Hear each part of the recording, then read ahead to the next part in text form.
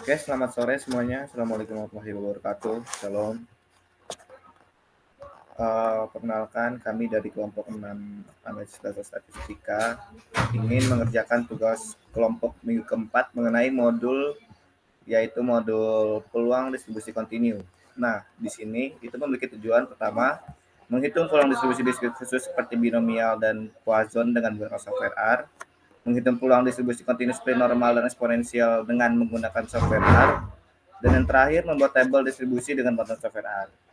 Nah, silakan dari mulai soal pertama itu distribusi normal, kalian bisa presentasikan apa yang kalian kerjakan.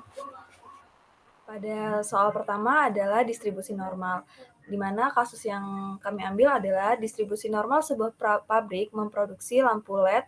Umur lampu LED tersebut diasumsikan mengikuti distribusi normal dengan rata-rata 500 jam dan standar deviasi 300 jam.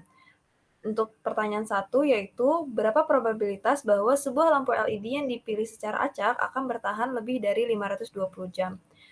5.200 jam. Untuk menyelesaikan masalah ini, kita dapat menggunakan fungsi pnorm di RStudio yang menghitung fungsi distribusi kumulatif dari distribusi normal.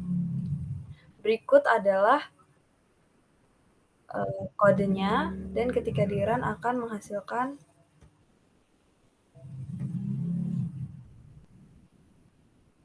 (0,2524925). Dan untuk pertanyaan kedua yaitu, berapa probabilitas bahwa sebuah lampu LED yang dipilih secara acak akan bertahan antara 4.800 dan 5.200 jam? Untuk menyelesaikan masalah ini, kita dapat menggunakan fungsi pnorm lagi di RStudio. Masukkan parameternya, setelah itu kita masukkan pnorm x1, mean sama dengan mu, standar deviasi sama dengan sigma. Dan ketika di-run akan menghasilkan 0,4950149. Untuk pertanyaan ketiga yaitu, jika pabrik ingin memastikan bahwa 95% lampu LED bertahan lebih dari beberapa jam tertentu, berapa umur minimum lampu LED yang diinginkan? Nah, untuk menghitung interval umur lampu LED yang mencakup 90% dari distribusi, berapa umur lampu LED yang persentasenya ke-75? Untuk menjawab pertanyaan ini, kita dapat menggunakan fungsi qnorm di RStudio yang menghitung fungsi kuartil dari distribusi normal. Masukkan parameter dari soalnya, setelah itu umur minimum lampu LED yang diinginkan untuk 90% lampu LED. Menggunakan rumus qnorm, P sama dengan P, mean sama dengan mu, standar deviasi sama dengan sigma, terus kita print X-nya. Selanjutnya adalah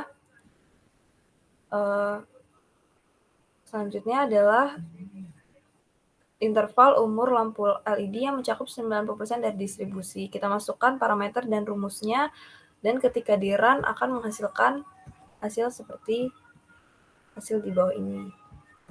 Untuk pertanyaan keempat yaitu, berapa persentil ke-25 dari lampu LED? Untuk menyelesaikan masalah ini, kita dapat menggunakan fungsi qnorm di RStudio yang menghitung fungsi kuartil dari distribusi normal. Masukkan parameter dari soal, setelah itu X sama dengan qnorm, P, mean, mu, standar deviasi sama dengan sigma. Setelah itu kita print X-nya, dan ketika di-run akan menghasilkan hasil seperti ini. Untuk soal kelima yaitu, jika sebuah sampel 36 lampu LED diambil, berapa probabilitas bahwa rata-rata sampel akan kurang dari 4.900 jam? Untuk menyelesaikan masalah ini, kita perlu menggunakan teorema limit sentral yang menyatakan bahwa rata-rata sampel mengikuti distribusi normal dengan mean yang sama dengan mean populasi dan standar deviasi yang sama dengan standar deviasi populasi dibagi dengan akar kuadrat dari ukuran sampel. Masukkan parameter, setelah itu kita masukkan rumusnya, dan ketika di print akan menghasilkan hasil seperti ini. Berikut adalah penjelasan dari distribusi normal. Nah, masuk ke pembahasan nomor 2 itu tentang distribusi peluang kontinu selanjutnya, itu distribusi eksponensial. Nah, biasanya Distribusi eksponensial ini untuk menghitung layanan rata-rata pasien tentang yang berdasarkan waktu lah. Dan dalam soal ini tuh ya sebuah klinik kesehatan ingin mengukur waktu layanan rata-rata pasien untuk meningkatkan efisiensi. Nah, berdasarkan data yang terkumpul, waktu layanan pasien mengikuti distribusi eksponensial dengan rata-rata waktu layanan 8 menit. Soal pertama yaitu, berapa probabilitas pasien menerima layanan dalam waktu kurang dari 5 menit? Soal 2 itu berapa probabilitas pasien menerima layanan antara 7 hingga 10 menit. Nomor 3, berapa waktu layanan maksimum yang dapat dijamin oleh klinik sehingga hanya 15% yang dilayani lebih lama dari itu. 4, jika klinik ingin memastikan 90% pasien dilayani dalam waktu tertentu, berapa waktu layanan tersebut? Dan yang terakhir nomor 5, berapa probabilitas seorang pasien menerima layanan lebih dari 12 menit?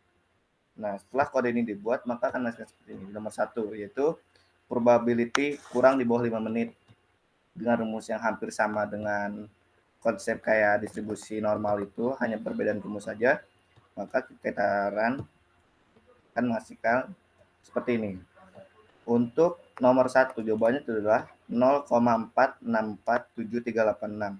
Yang artinya kemungkinan atau probabilitas pasien menerima layanan dalam waktu kurang dari 5 menit itu tidak lebih dari 50% atau hanya 46,47% saja. Terus, untuk probabilitas pasien menerima layanan antara 7 hingga 10 menit, itu hasilnya cuma 0,1303572, yang artinya hanya 13,03% saja.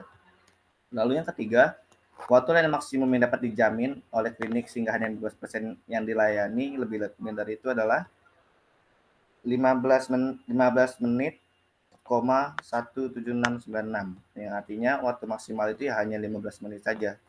Terus, yang nomor 4, jika klinik ini memastikan 90% pasien dilayani dalam waktu tertentu, berapa waktu layanan tersebut? Nah, yang artinya waktu yang dibutuhkan agar 50% itu bisa dilayani. Maka dari perhitungan ini menghasilkan waktu sebanyak 18 menit, 42068. Nah, yang terakhir, berapa probabilitas seorang pasien menerima layanan lebih dari 12 menit? Yaitu artinya bisa 13 menit, 12 menit setengah, ataupun 15 menit. Nah, probabilitas itu adalah setelah kita melakukan perhitungan, karena maksimum maka kita dikurang 1, yaitu hasilnya 0,2231302, atau dalam persentase menjadi 22,31% untuk kemungkinan seorang pasien menerima layanan lebih dari 12 menit. Demikian untuk penjelasan nomor 2 tentang distribusi eksponensial. Dia erat kaitannya dengan ya penghitungan tentang waktu-waktu seperti itulah. Sekian, terima kasih. Oke, lalu selanjutnya ada distribusi beta. Eh, Kami memilih kasus yaitu seorang manajer proyek ingin memperkirakan probabilitas keberhasilan proyek pengembangan perangkat lunak baru yang sedang dikerjakan oleh timnya. Berdasarkan proyek-proyek sebelumnya, dia memperkirakan bahwa terdapat dua skenario terkait tingkat keberhasilan. Yang pertama, proyek memiliki peluang yang cukup besar untuk sukses dengan rasio 70%, dan yang kedua, terdapat beberapa ketidakpastian terkait hasil akhir yang berhubungan dengan kompleksitas teknis dan manajemen. Dia yang menggunakan distribusi beta untuk memodalkan probabilitas keberhasilan proyek tersebut berdasarkan data historis. Jumlah proyek yang sukses di masa lalu adalah 14 dan jumlah proyek yang gagal di masa lalu adalah 6. Distribusi beta digunakan karena dapat mempresentasikan peluang dengan rentang nilai antara 0 dan 1 serta mencerminkan ketidakpastian terkait peluang sukses atau gagal.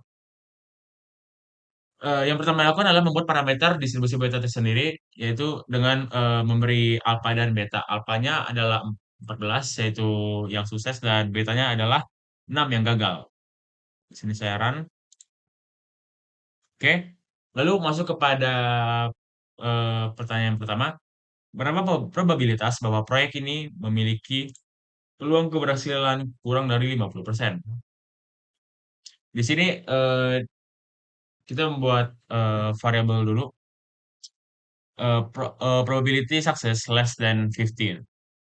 Lalu memasukkan rumus beta 0,5, lalu alfa dan beta. Di sini yang dimaksud dari rumus ini adalah fungsi ini menghitung nilai kumulatif distribusi beta untuk X sama dengan 0,5 alias 50% atau di tengah-tengah dari rentang nilai. Lalu hasil dari variabel prob success less than 50 adalah ini, 0,03178/06. Lalu pada nomor yang kedua, berapa probabilitas bahwa proyek ini akan memiliki peluang keberhasilan lebih dari 80%? Nah, untuk soal ini digunakan kembali variabel probability success dan 80, yaitu dengan mengurangkan probability 0,8 atau pada X sama dengan 0,8 dengan 1. Jadi itu seperti kayak 1 dikira 0,8 maka hasilnya adalah 0,2. 0,2 ini maksudnya 0,2 paling atas alias di atas 80%. Lalu kita memanggil variabel itu dengan menuliskan prop success dan 80 yang menghasilkan nilai 0,163063. Lalu pada nomor 3, berapa median dari distribusi beta ini yang menggambarkan estimasi terbaik dari probabilitas keberhasilan proyek? Nah, untuk mencari median ini kita menggunakan Q beta. Lalu memasukkan angka 0,5 alfa dan beta. Lalu kembali memanggil median beta dan menghasilkan nilai 0,70677798. Lalu masuk ke soal nomor 4. Berapa peluang bahwa proyek memiliki probabilitas keberhasilan antara 60% dan 90%? Nah, kita membuat variabel prob between 60 and 90 dengan rumus P beta 0,9 alfa beta dikurang P beta 0,6 alfa kurang beta. Ini sama saja seperti mengurangi probabilitas 0,9 dengan probabilitas 0,6. Lalu kita panggil lagi variabelnya prob between 60 and 90 dan hasilnya adalah 0,828485. Lalu yang kelima, hitung nilai ekspektasi atau MEAN dari distribusi beta ini yang mewakili probabilitas rata-rata dari keberhasilan proyek. Nah, rumus untuk ini cukup simpel, yaitu kita buat variabel lagi MEAN beta dengan alpha dibagi alpha plus beta. Baru kita panggil MEAN betanya. Ini hasilnya adalah 0,7. Sekian untuk penjelasan dari distribusi beta. Sekian dan terima kasih. Oke, untuk selanjutnya ada distribusi gamma, di mana kita ada 5 kasus di sini. Yang pertama, kita mencari probabilitas waktu pengiriman lebih dari 8 jam menggunakan distribusi gamma.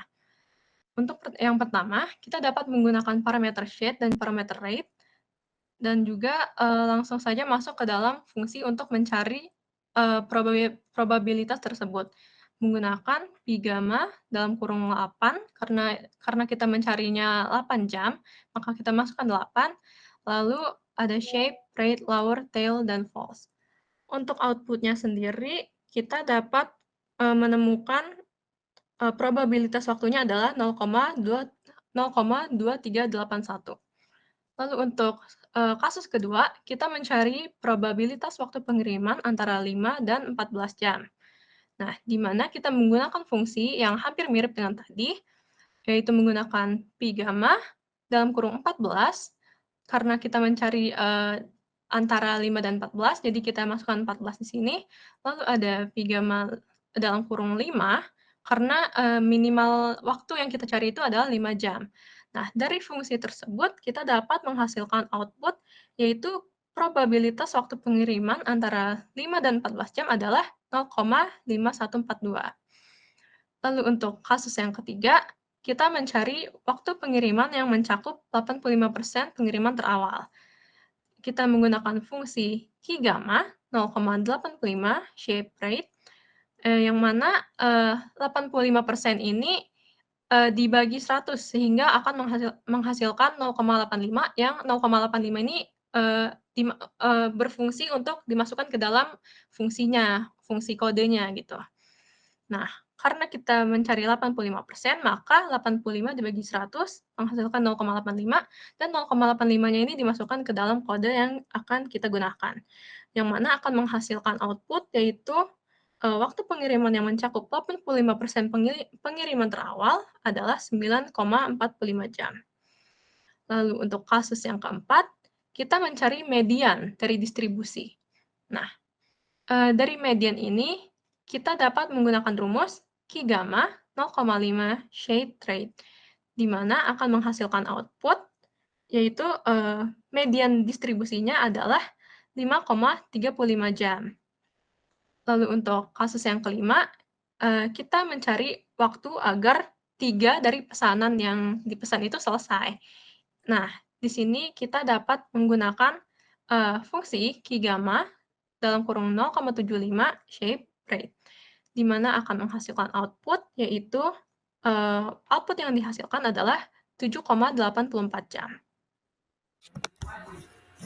Baik, sekian penjelasan dari masing-masing soal, yaitu distribusi normal tadi, ada distribusi beta, distribusi gamma, dan juga ada distribusi eksponensial. Masing-masing itu punya keunikan dan kespesialisasian mereka kalau bisa digunakan. Dan sekian tugas modul 4 dari kelompok 6. Saya Ahmad Rizky. Dan ada teman saya juga, Rienta, ada Nadia, dan juga Labun Abidul. Sekian dari kami. Assalamualaikum warahmatullahi wabarakatuh. Selamat sore.